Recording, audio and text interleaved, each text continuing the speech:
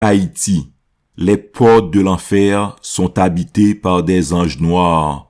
Tels furent les mots qui s'échappaient de l'âme du président vénézuélien Hugo Chavez devant la misère et la joie, la pauvreté et la résilience du peuple haïtien lors de sa visite en Haïti le 12 mars 2007.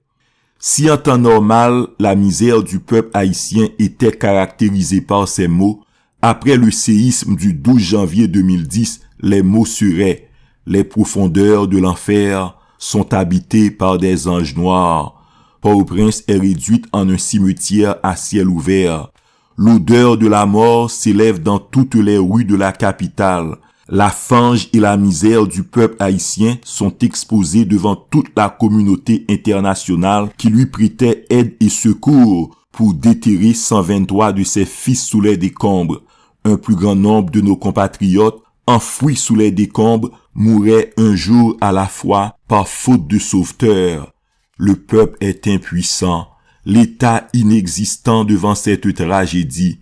L'une des scènes les plus émouvantes se produisait au campus de l'école des infirmières où des centaines de chaussures blanches ont été recueillies sous les débris, immortalisant ainsi des vies, des aspirations et une détermination commune d'être utile à la société.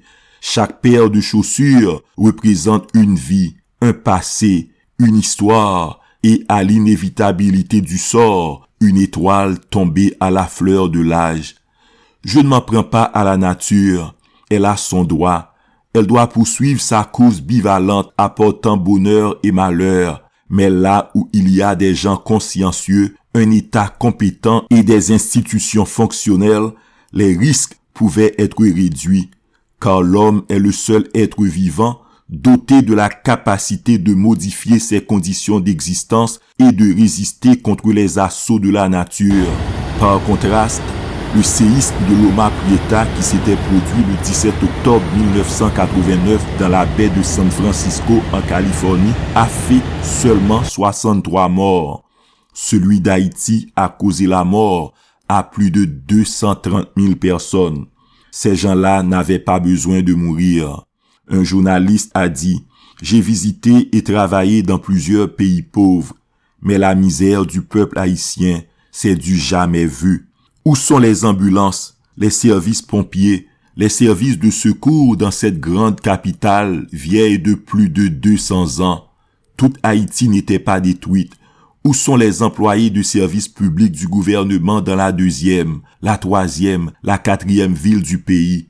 Hélas, c'est le cri de ma douleur.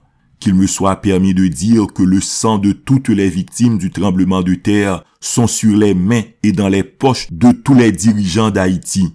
Nos compatriotes, jetés comme des roches dans les creux de Titanien, ont payé avec leur vie le luxe et les excès de tous les dirigeants d'Haïti expatriés aux 4 coins du monde. La prochaine fois que ces dirigeants méchants tirent un billet de leur poche pour perpétuer leur folie, que leurs mains reviennent ensanglantées.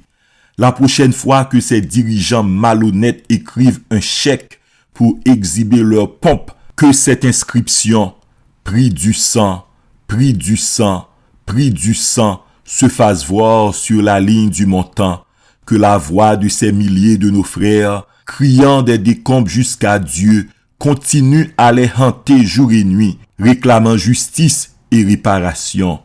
Haïti, ma terre natale, je t'aime.